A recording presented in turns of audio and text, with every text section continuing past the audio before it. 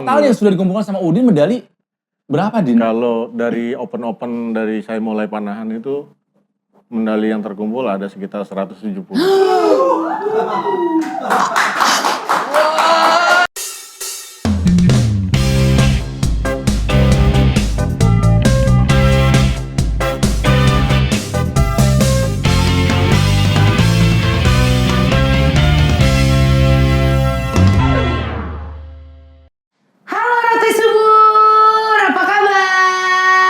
Bubur tuh apa? Renatika suka bubur. Oh iya.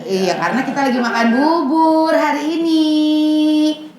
Bener kan suka bubur, lu juga makan bubur kan? Bubur adalah menu sarapan pagi saya paling favorit. Nah pertanyaannya itu ya, bubur itu adalah makanan pagi, siang atau malam? Bubur itu bisa kapan aja. Tapi kalau buat gue mah bubur Indonesia itu makannya di pagi hari. Kalau siang hari bubur. Siang mah nggak ada bubur. Siang bubur saya ya terserah tuh. Gua dimakan kapan juga. Jarang ada orang makan siang bubur. Kalau lagi diare bubur juga nggak apa-apa. Jadi ngomongin orang lagi mencret. Iya kalau aku lagi makan bubur. Nah kalau malam buburnya tuh biasanya bubur Cina gitu. Bubur Cina. Asal jangan bubur kayu aja. Nanti bikin kertas dong ya. Gitu. Kok nggak makan bubur nih? Karena bubur itu adalah tim bubur diaduk atau tim bubur nggak diaduk? Diaduk. Sama dong. Hati-hati ya teman-teman dengan bubur. Karena? Kalau kita makan bubur itu bisa halusinasi. Kok bisa? Coba. Kok bisa? Kayak makan bubur bisa halusinasi. Bubur gimana? itu kan halusinasi. Oh iya bener. Belum betul nasi yang dihaluskan. Gitu kan maksudnya. Wah, Rona. Lama mikirnya tuh. Perawakan bapak ke bapak ya. Memang sudah tua kita itu ya. Tapi kenapa kita tuh hari ini mesti makan bubur gitu? Kenapa? Karena yang akan kita undang adalah seorang penjual bubur. Ya. Dan menurut kami berdua, bubur yang dia jual adalah salah satu yang terenak di Jakarta. Betul. Ya. Kita kenal udah lama banget ya, udah lebih dari 15 tahun, Neng. Iya, aku mah dari awal. Saya mah kenal dia dari masih kecil. Agak mungkin. Yang kenalin bubur ini sama kamu tuh aku dari 2008 lah. Aku tuh udah kenal sama bubur ini. Bubur yang mempersatukan bangsa. Jangan berlebihan. Tapi bukan karena buburnya dia diundang di sini, tapi karena prestasinya. Kalau di luar negeri ada petinju namanya Holyfield, Indonesia punya seorang pemanah namanya Holidin.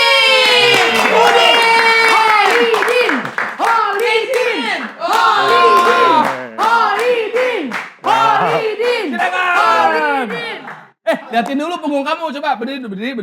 Liatin di belakangnya. Holidin.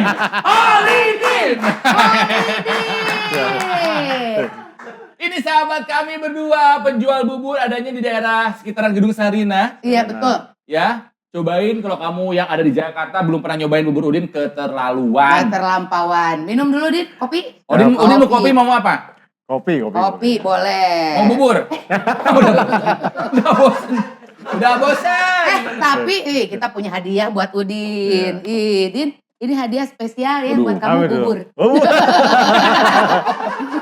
Gak apa-apa tuh. Ya, Silakan. Oke. Iya. Kalau misalnya lagi siaran, saya sama Tika di kantor ya, Neng ya? Iya. Terus suka bingung gitu. Udah lama nih gak makan bubur Udin. Pesen bubur Udin yuk gitu ya. Udin ini jangan salah nih teman-teman. Namanya viral karena prestasinya ya. Karena kita bisa lihat.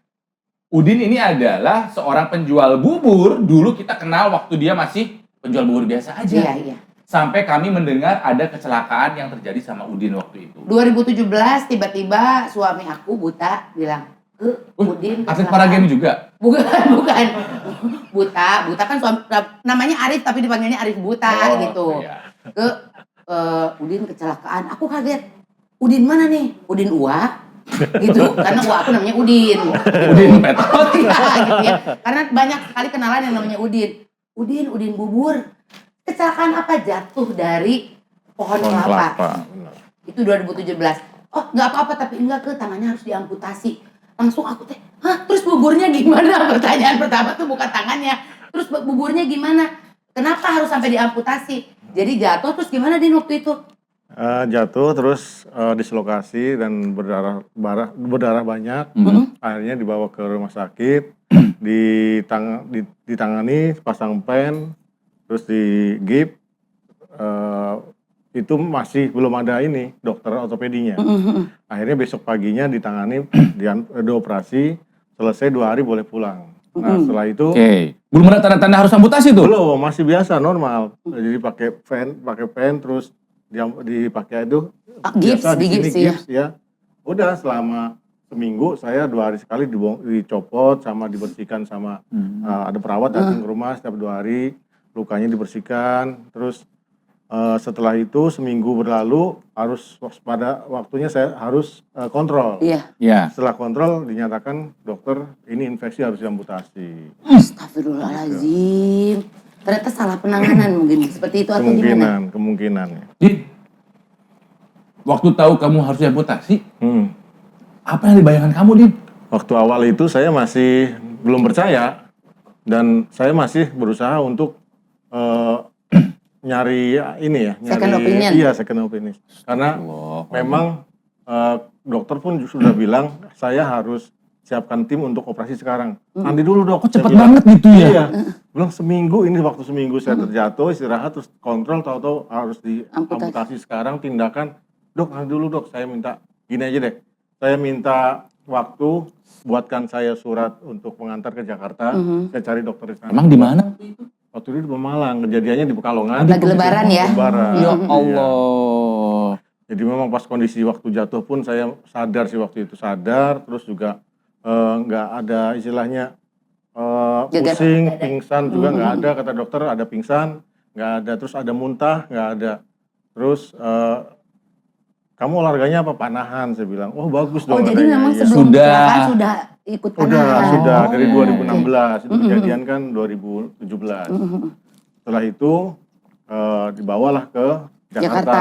Dibawa, ternyata di dokter Jakarta yang saya percaya istilahnya, menyatakan bahwa memang harus diamputasi karena memang dicek semuanya organ dalamnya sudah virus menjalar gitu kan, harus segera.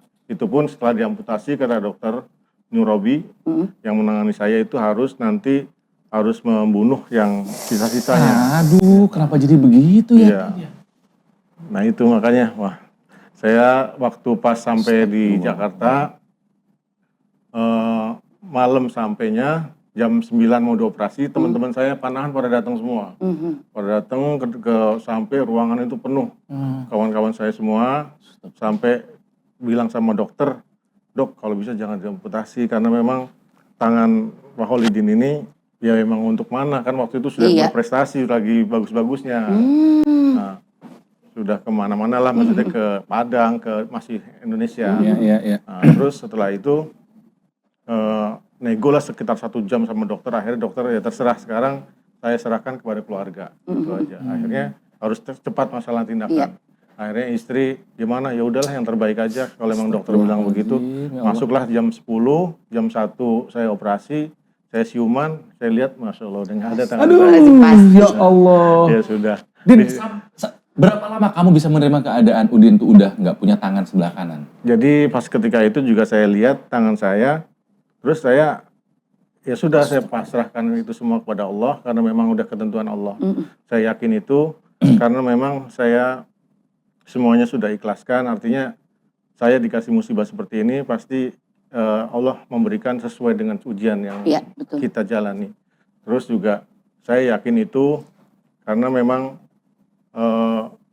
takdir itu jangankan tangan yang kejadian seperti ini, hal kecil aja daun jatuh pun dari pohon itu sudah ditulis sama Allah. Ditulis sama Allah. Jadi Qadarullah semuanya ya. 50.000 tahun sebelum bumi diciptakan, itu sudah ada nasibnya. Semuanya. Nasibnya sudah mau rezekinya, mau matinya, mau jodohnya. Jadi saya yakin betul memang itu sudah Allah kasih yang saya itu terbaik. Berarti nggak lama lah ya merasakan daunnya kalau untuk Udin sendiri. Enggak, langsung aja saya. Masalahnya kan ini yang diamputasi tangan kanan. Iya. Tangan yang aktif. Betul. Iya betul. Yang pertama kali kepikiran sama Udin, jualan bubur gimana? Nah itu ya. pertama Karena ini kan untuk iya, menghidupi benar. banyak Menghidupi orang gitu. keluarga. Pertama ya buat keluarga. Dan untuk meladangi kami. para die hard fans Iya, Udin iya. gitu. Meladangi. Betul. Terus kedua juga panahan. Ya Iya, kan, karena betul. menggunakan tangan kan panahan itu. Ya sudah, setelah itu saya kembalikan lagi ke Allah. Akhirnya setiap masalah saya serahkan. Jadi nggak mau pusing saya istilahnya. Saya serahkan. Alhamdulillah lambat laun Allah kasih jalan seperti itu. Karena aku sempat baca di salah satu artikel, Udin tuh sempat oleh pelatih kalau nggak salah pada saat itu Coach Herman yang Coach Herman awalnya. bilang katanya, udah Din kayaknya kamu nggak bisa melanjutkan Iya. jadi atlet, mending kamu jadi pelatih aja. Betul. Tapi Udin sumeke. Saya nggak mau, saya tuh masih mau jadi atlet Betul, gitu. betul. Jadi dia tuh nggak mau berhenti jadi pelatih gitu. Sampai akhirnya kamu Coach Herman kayaknya nyerah bahwa akhirnya ya udah kamu boleh tetap jadi atlet, tapi kamu harus pelatihnya harus beda katanya gitu ya. Diarahkan ke pelatih lain yang memang melatih untuk yang disabilitas begitu ya. Awalnya sih beliau dulu nanganin, setelah itu saya masuk ke Plada DKI, ke NPC, National Paralympic DKI, diterima. Setelah itu saya baru mengikuti event yang di Papua, yang kemarin PON Papua. tapi yang disabilitasnya, Iya. yang Peparnasnya, Iya. Pekan Olahraga Nasional Paralimpik. Iya. Dan langsung dapat medali. Alhamdulillah dapat emas. Masya Allah. Oh my God. Bela DKI, alhamdulillah. Banyak. Wow. Jadi prestasi pertama justru dicetak ketika sesuatu yang berharga dari Udin diambil. Betul. Tangan diambil, emas dikasih sama Allah medalinya. Itu dia. Luar biasa. Wah, Din. Tapi ini ya, yang membuat sulit adalah beradaptasi. Betul. Menarik tangan, menarik busur pakai tangan. Sekarang diganti oleh mulut. Ya gigi ya. Pakai gigi. Menggunakan gigi. Itu gimana latihannya, Din? Berapa lama katanya sampai berdarah-darah dulu, Bener, terus Din. sampai dapat posisi yang paling enak gitu. Gimana itu latihannya, Din? Jadi pas ketika saya lagi masa-masa recovery, setelah dioperasi pulang ke rumah, itu saya tidak bisa, duduk pun nggak bisa. Jadi posisinya memang tiduran aja, berbaring. Terus saya harus buat program, hari ini saya harus bisa duduk. Oke, saya berzikir terus, berdoa terus, berusaha duduk, terus sudah bisa, alhamdulillah, besok harus bisa berdiri. Berusaha berdiri, pertama kali berdiri saya mau pingsan, glieng, waduh, nggak seimbang kan, duduk Iya, lagi. betul. Terus diri lagi, terus harus Allah. punya program, saya harus jalan saya kaki biar bisa diangkat, kaki sebelah, yang sebelahnya ditarik-tarik. Terus seperti itu setiap hari, hampir 3 minggu saya proses itu. Setelah 3 minggu, saya sudah rindu dengan masjid, pengen ke masjid lagi. Akhirnya saya, istri siang-siang itu lagi masak, saya mencuri waktu, maksudnya saya berangkat ke masjid sendiri. Saya Ya Allah. merembet, berangkat ke masjid, Masya Allah, saya senang banget di masjid, bisa sholat lagi di masjid. Di situ, besokannya baru saya keinginan kuat untuk ke panahan lagi, ke teman-teman lagi, melihat teman saya nembak panahan itu, wah seneng banget, udah terhibur saya. Baru ngelihat aja udah seneng gitu udah ya? Seneng, teman-teman nembak di jarak 70, 50 itu sudah seneng banget. Terus, nah di situ Coach Herman bilang, udah kamu jadi pelatih aja, karena kan nggak gimana ya, ngelihat saya kondisinya seperti ini gitu kan. Jadi nggak ada yang difikirkan tuh ya udah jadi pelatih aja. Tapi sekali 2 kali saya datang, jiwa saya malah timbul, pingin terus. Ya, Ambisi kayaknya gitu ya. pengen jadi atletnya gitu ya? Iya, gimana ini akhirnya saya pulang, kedua kalinya saya habis dari lapangan pulang ke rumah, anak saya ajak ke atas untuk jemuran itu kan ada untuk target saya di rumah untuk latihan. Oh, ada bullseye. Terus akhirnya saya pasang, ayo dek, pasang busur Ih, latihan Di rumah? sendiri. di rumah. Wow. Dipasang, saya dibantu sama anak kan, sudah terpasang. Nah, bingung saya nariknya seperti apa. Masya Allah. Nah, terus setelah saya bingung, saya akhirnya berdoa, ya Allah, di depan busur saya berdoa, angkat tangan, ya Allah, berilah jalan saya bisa manah lagi, saya bilang. Terus langsung seketika itu Allah kasih jalan, saya wah teringat ada tali sol sepatu itu ada di rumah kan, yang agak kuat gitu kan. Saya ikat-ikat di tali stringnya itu, ikat-ikat, Saya dibantu sama anak karena saya juga susah Iya. ngikatnya, karena kagok gitu, nggak biasa digunakan tangan kanan, buat ngikat aja nggak susah. Setelah bisa terikat, coba saya pasang anak panah itu atau arrow, terus saya gigit, coba pakai gigi depan. Saya gigit, saya tarik, saya bidik, saya lepas. Alhamdulillah bisa kena target. Di situ saya semangat gitu Satu kan. kali langsung kena target. Itu saya semangat terus kan. Nggak terasa gigi saya sakit 3 hari nggak bisa makan. Ya gampang dong, makan bubur. Jadi kayak kesinambungan ya Nal ya. Jadi mau nggak mau karena nggak bisa makan, dia harus makan bubur. Jadi bisa lagi bikin bubur. Jadi memang akhirnya ada jalannya, bener kata Allah tuh begitu ya. Oke, tapi kalau untuk yang disabilitas, yang ikutan panahan memang pakai mulut ditariknya. Enggak juga ya, karena memang saya nggak lihat sama sekali di YouTube, nggak lihat sama sekali. Ya, karena nggak pernah kebayang bakal mengalami seperti ini. Nggak kebayang, cuma saya hanya berdoa aja. Ini improvisasi Udin aja gimana gitu ya. Akhirnya kalau sekarang malah kebuka, saya bisa ngelihat ada yang atlet dari Amerika nggak punya tangan dua-duanya, pakai kaki mereka. Astagfirullahaladzim. Itu juara terus. Pakai kaki. Juara terus di Olimpiade, di Paralimpiknya. Makanya jadi Wow. kalau sekarang sih ya, maksudnya kalau ngeliat begitu, Masya Allah. Pertama kali saya bergabung di Pelatnas, itu saya sampai nangis. Saya ngeliat teman-teman ada yang poli duduk kan, ngesot-ngesot gitu kan. Masya Allah, orang-orang yang banyak yang istilahnya untuk ada olahraga namanya boccia. Itu orang-orang yang begini nih. Nah itu ada olahraganya, Masya Allah. Boccia itu olahraga seperti apa, Din? Melempar bola aja gitu, melempar bola. Itu sekarang ada cabangnya, boccia. Dipertandingkan itu. Ya jadi kalau mungkin Roti Subur banyak yang nggak tahu ya bahwa saya sama Ronald awal bulan Agustus ya Nal ya, kami berdua dikasih kepercayaan untuk menjadi MC di acara opening ceremony ASEAN Para Games. Kita nggak ketemu Udin ya, walaupun Udin sebenarnya katanya kayaknya hafal nih suaranya ya MC, tapi kita nggak ketemu. Kita ketemu sama atlet-atlet luar biasa ya Nal ya.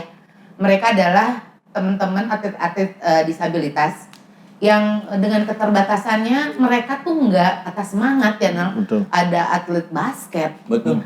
ada Badminton, atletik. Dan Indonesia menjadi juara umum. Iya dong. Dan Udin menyumbangkan 3 medali untuk Indonesia dari cabang panahan. Medali apa aja, Din?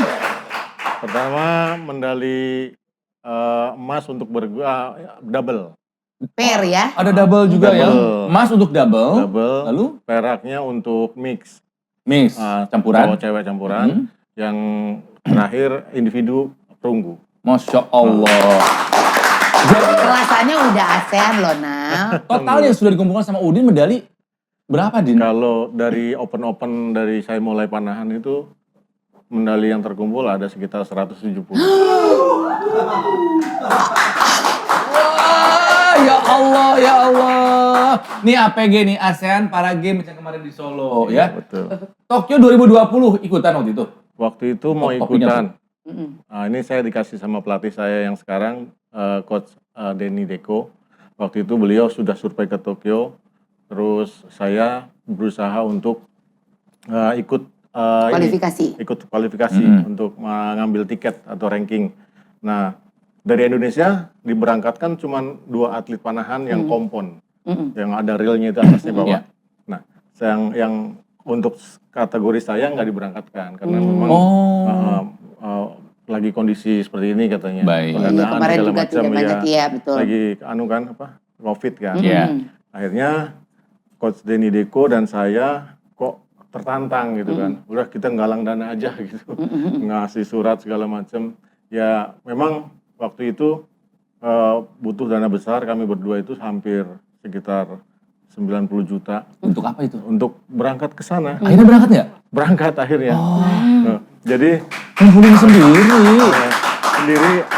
Ya dengan kita berjuang sungguh-sungguh, artinya kita maksimalin itu semua. Kita siapa aja kita teman kita tawarkan, ayo minta tolong kalau misalkan bisa bantu support kami gitu kan. Udin nggak bilang sama kita ya, kita nggak tahu loh Din. Iya, udah Akhirnya terkumpul sekitar 20 atau 30% dari total. Tapi itu semua alhamdulillah kami tidak menyurutkan patah semangat. Terus kami tetap berangkat. Alhamdulillah saya di sana peringkat 7 dunia. Punten, ini kamu mengumpulkan dana sendiri inisiatif gitu kan ya? Ya, Gak minta ke pemerintah? waktu itu sempat tapi memang kan prosesnya lama kali ya. Tapi Oh, alhamdulillah, lama. Wah, tapi pemerintah. alhamdulillah pas saya pulang ada kabar gembira karena biayanya diganti sama DKI. Oh, alhamdulillah. Saya kira kabar gembiranya kulit manggis, sekarang sudah ada ekstranya. Kalau Tapi peringkat 7 dunia, Ronald. 7 dunia loh, Ih. peringkat 7 dunia ya. Ini kalau latihan di mana Din sekarang, Din? Kalau sekarang saya di Solo untuk Kan Inaspok di sana itunya. Ya, kalau di Jakarta suka kalau di latihan. Jakarta itu di BMX Internasional itu Pelada DKI di situ. Jadi sambil memanah sambil bersepeda. Susah, Ronald. BMX katanya. Iya. Karena latihannya aja. tadinya latihannya kami di Kayu Putih. Sekarang diambil sama Persija Oh. Di Rawamangun di sana. Rawamangun. Terus Sekarang kami di Minyak Telon. dipindah. Nama jalan Kayu Putih. Mau dipindahkan itu katanya belum dapat tempat. Akhirnya kami bergabung dengan BMX. Ya bagi-bagilah tempat. Tapi please jangan tembak yang lagi latihan BMX. Kasihan mereka juga lagi latihan ya. Kami ini kok sudah koordinasi. Oh, koordinasi. Saling Lu mah serius, Iya, Udin. serius banget sih. Serius banget. Tapi Din, next ya nih ya, abis kemarin kan Asian Games, terus Nah, sekarang lagi lagi kemana tes. nih? Mau kemana? Ada pertandingan apa lagi nextnya? Untuk nextnya, saya besok juga harus berangkat. Itu untuk ASEAN Para Games yang di Hangzhou, Cina. Itu Ya insya Allah. Tanggal berapa pertandingannya? Mulainya? Kalau schedule-nya sih sekitar berapa ya? Oktober sih, Oktober schedule-nya. Di Oktober ini. Ya kita semoga dipilih jadi Mudah-mudahan. MC juga di sana ya. Ya enggak dong, Nak. Hangzhou. Kita cuma bisa cengcui doang. Siapa tuh dari si Roti Sinwen. Bisa. Roti Sinwen. Nah, kita tunggu aja nanti mudah-mudahan prestasi. Berarti kan itu juga Udin, terus juga teman-temannya yang lain. Ada berapa orang yang dikirimkan untuk Kalau yang kemarin kan untuk persiapan ASEAN Para Games yang di Solo ini ada 12 atlet. Terus kalau yang ini diambil cuma 4. Dan kamu salah satunya. Alhamdulillah saya. Amin. 7 dunia? Hati-hati. Sambil Coba dimakan. dulu. Coba kita ngecek kan Udin itu menurut kami ya, Iya. buburnya adalah paling enak ya. Coba Udin. Coba dinilai, ini kita nggak akan sebutin ini bubur dari mana, tapi coba Udin. Menurut Udin ini bubur enak nggak? Silakan dikurasi. Dikurasi Udin. Duh, gue tuh banyak dark jokes tapi nggak mungkin ini. Jangan dong. Gimana Din? Jangan. Gimana? Enak sih, cuma rada kasar sedikit. Wih, tekstur gitu dong maksudnya. Teksturnya. Teksturnya agak-agak kasar gitu. Karena Kurang lembut. kurang lembut kan ada orang yang suka bubur kental. Nah, bubur Udin itu cair. Cair. Dari betul. tahun berapa Din jualan bubur? Dari 94. Dari 94. Katanya dulu mah cuci-cuci ya. Iya, cuci-cuci. Awalnya ikut sama kakak gitu atau gimana? Ikut sama orang tua angkat, orang Tasik. Oh, udah makanya buburnya tuh bubur Sunda, bubur Sunda. Iya. Orang tua angkat orang Tasik, jadi ikut, suka ikut, tadinya mah bantu-bantu, cuci-cuci gitu. Terus akhirnya belajar bikin bubur. Bikin bubur. Jadi kayak semacam dijebak sih awalnya.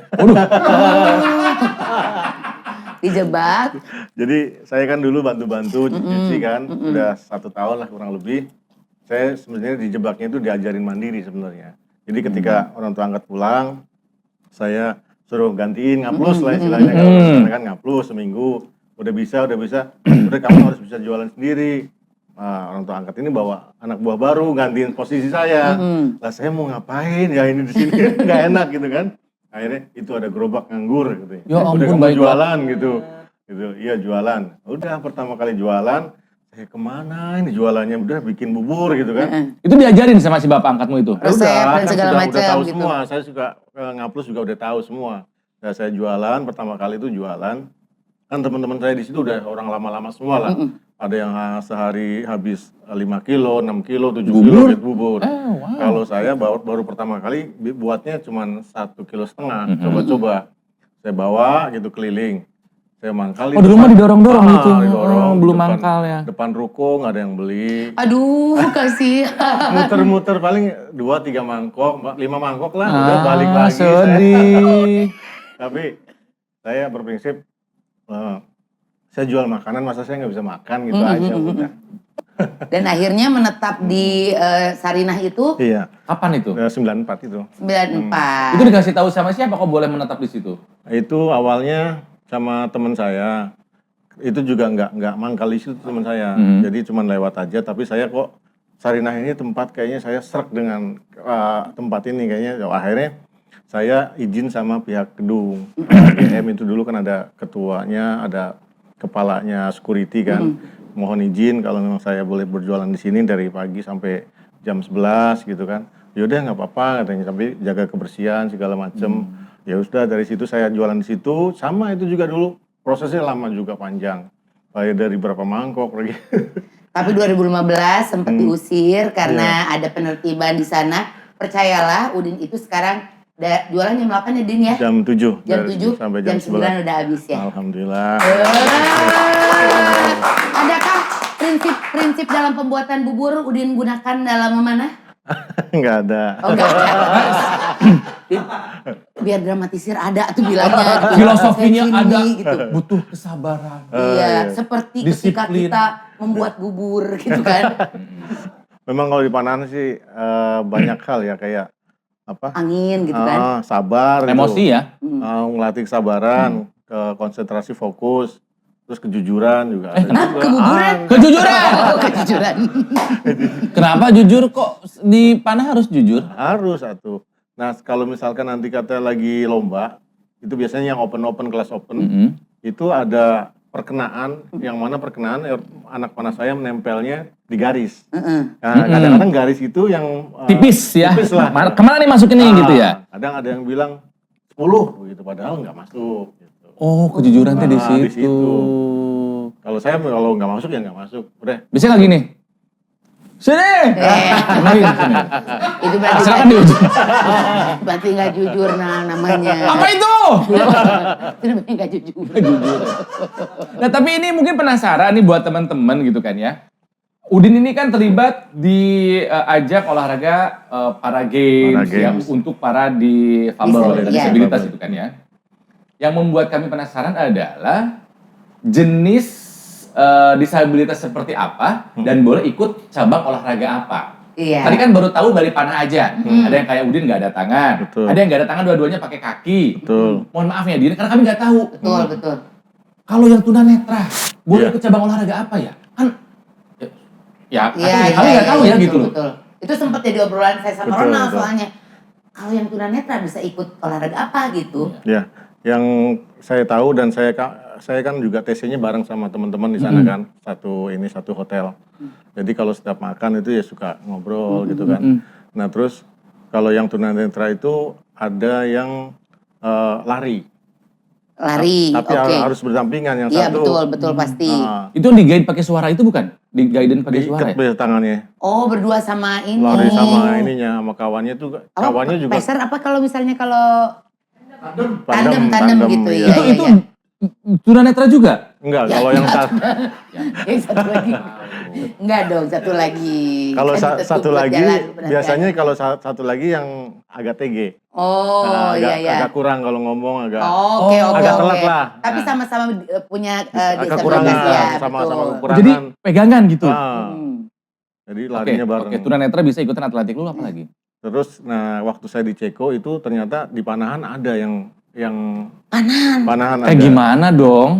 Melihat, nggak bisa melihat, maksudnya mengarah ke targetnya gimana itu? Ya itu, jadi coachnya itu sebagai matanya.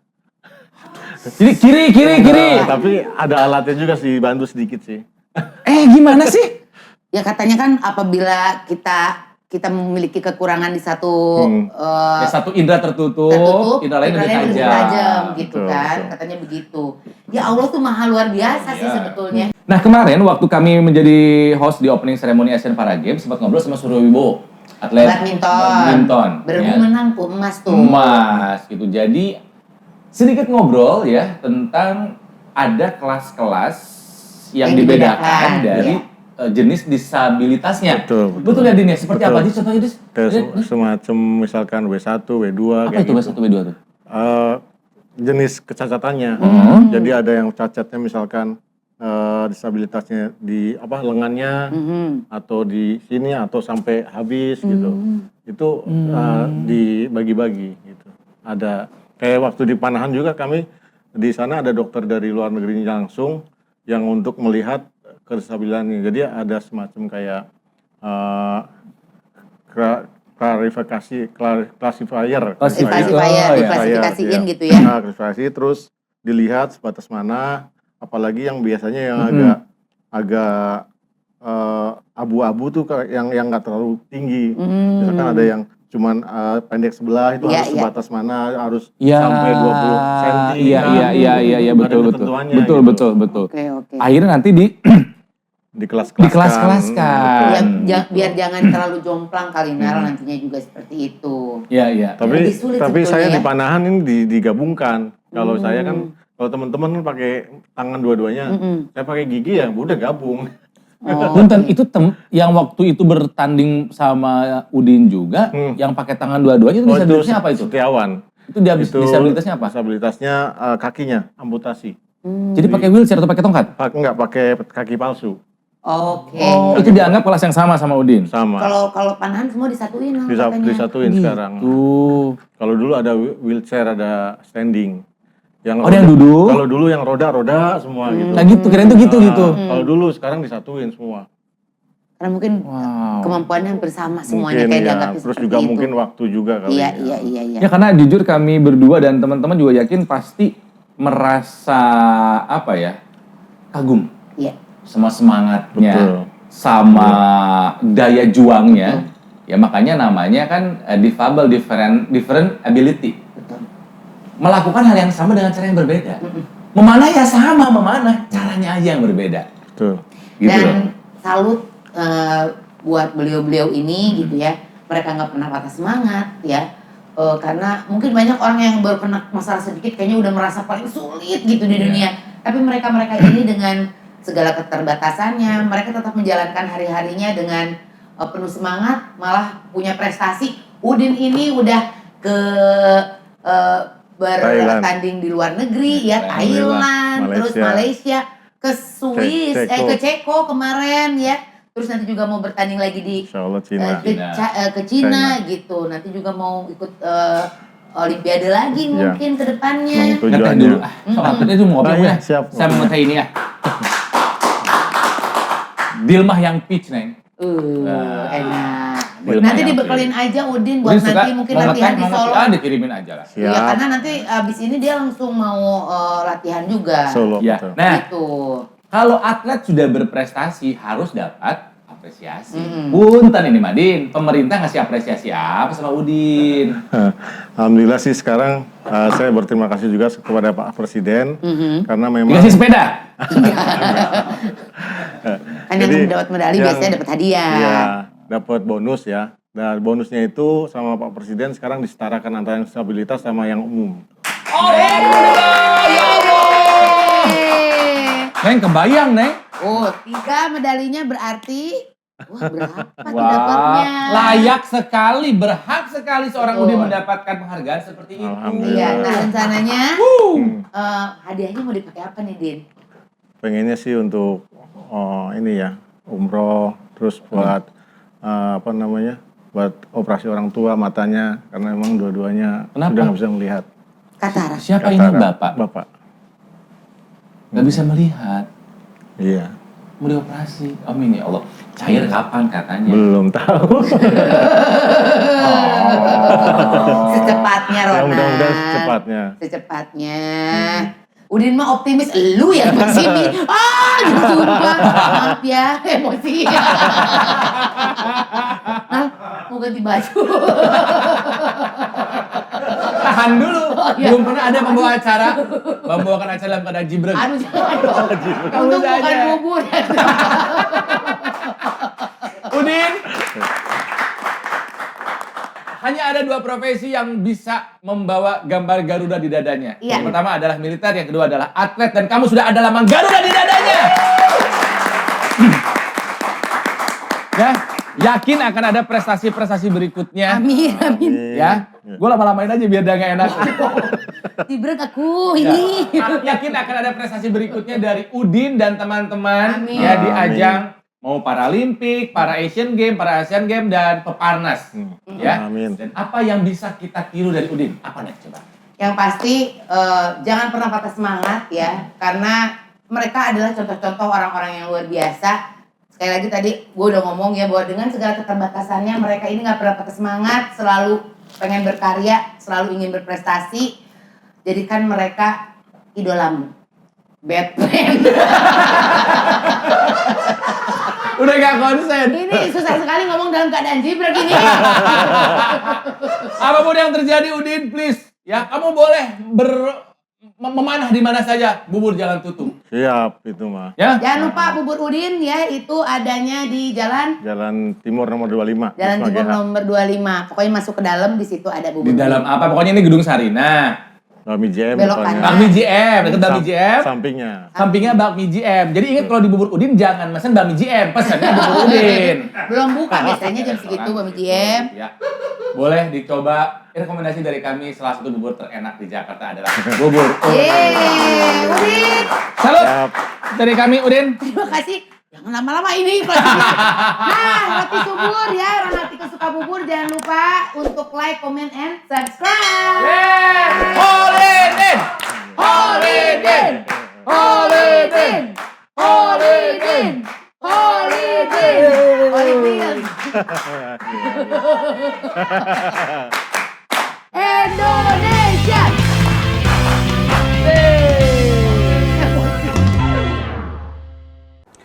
Seru kan episode kali ini? Nah buat kamu yang ketinggalan episode roti yang lainnya, kamu tinggal klik ini, oke?